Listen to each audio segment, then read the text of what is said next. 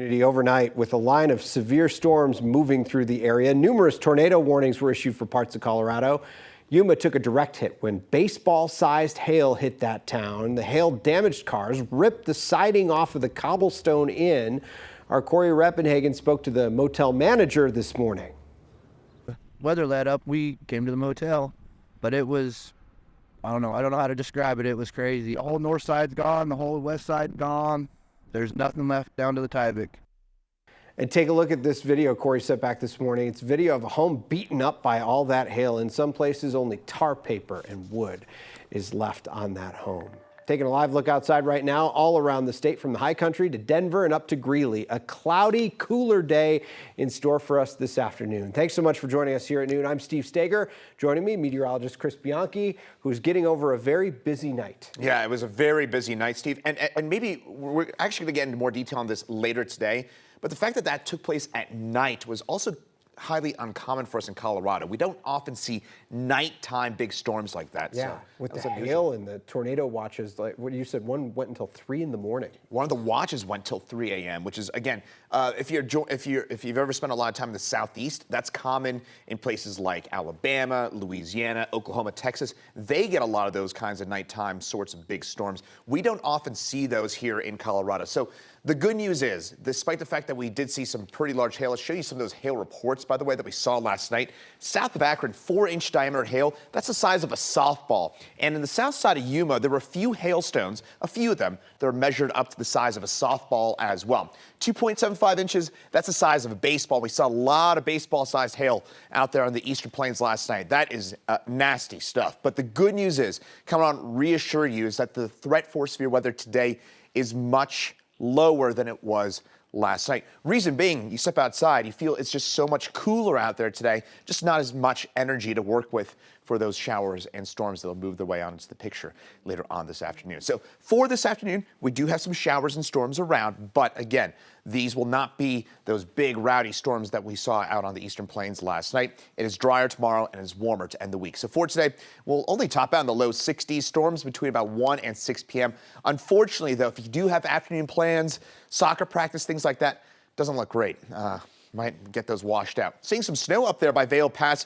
I was just taking a look, though, at some of the cameras up there. It looks like that snow is not sticking even to the roads there at the top of Vail Pass, some of those areas. All this will move east as we head over the next couple of hours of details of what you can expect today, tomorrow, and the rest of the week in my full forecast in a few minutes. All right, Chris, a strange investigation here at noon. Arapahoe County Police, the sheriff's department there, says that someone stole a county work truck and then took it on a crime spree across the metro area. The Arapahoe County Sheriff's Office tells 9 News that someone took the truck yesterday morning from the Cheyenne-Arapahoe Park near Beeler in Iowa. This was a Parks and Rec truck. Then someone used it in several crimes, one in Broomfield and in Denver outside the Cherry Cricket downtown near the ballpark. The sheriff's office says deputies found that truck last night around 6:30 near East Louisiana and Florida. Deputies also saw the suspect this morning around 8:30, but he was not arrested. We'll continue to follow all of this and bring you updates this afternoon at 4 o'clock. Also new at noon, Arapahoe County has identified its first animal case of rabies this year after a bat tested positive in Inglewood. Arapahoe County Public Health tells us the bat was found near Quincy and Santa Fe.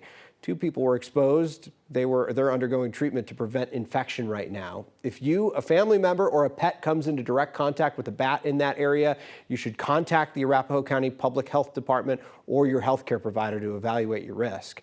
So far this year, there have been 4 cases of rabies in animals in Colorado, including a bat found outside of an elementary school in El Paso County. Last year, there were 55 cases of rabies in Colorado. 47 of those were in bats. For the first time, we are hearing from the family of a woman killed in Glendale, and they believe her death could have been prevented. Glendale police found Clorinda Blackburn unresponsive inside an apartment last week on Forest Street near Leetsdale. Police tell us her death has been ruled a homicide. Clorinda's mother says her daughter left for Denver a few weeks ago. She says just before Clorinda died, she got a concerning phone call. She's like, Mom, help me, come and get me. I told her, go to the safe place or call 911, do something, you know. No, I can't. I'm going to get killed if I do that. Well, the family tells us they tried to report Clorinda missing with the law enforcement on the Wyoming reservation where they live. Clorinda was a member of the Arapaho tribe. Glendale police would not say if they knew Clorinda's family had attempted to report her missing. All police would tell us is they don't have any updates. Woodland Park homeowners are challenging some new city regulations there, saying that they violate their property rights. Back in December, residents voted to regulate short-term rental properties like Airbnbs and VRBOs. The rules require owners to live in their short-term rentals, or their rentals must be in an area zoned for commercial properties. Property owner tells us nearly all of the 150 short-term rentals in Woodland Park are in residential neighborhoods, forcing most owners to have to move into those properties or sell them. Regulations don't go into effect until the end of this year. That's when the city will stop renewing licenses that don't meet these new requirements. Homeowners have filed a lawsuit hoping to reverse the new rules before they can take effect. The University of Denver is cleaning up vandalism on campus there. Campus leaders say someone made a fake call as a distraction. Campus safety found red paint and graffiti on an academic building on campus. Campus safety tells us they believe that someone called security and claimed that someone had been shot to get officers to go to another location. That was not true. Campus safety says whoever made that false report could face criminal charges. Meanwhile, it's still not clear why someone vandalized that building or if they have any suspects on the campus there. A man died and at least 30 people were injured after a Singapore Airlines flight encountered severe turbulence. The Boeing plane was headed from to Singapore from London when it made an emergency landing in Bangkok. Dozens of passengers were treated for injuries. 18 people were hospitalized. 12 more needed some more treatment. The passenger who died was a 73-year-old British man who reportedly had a heart condition.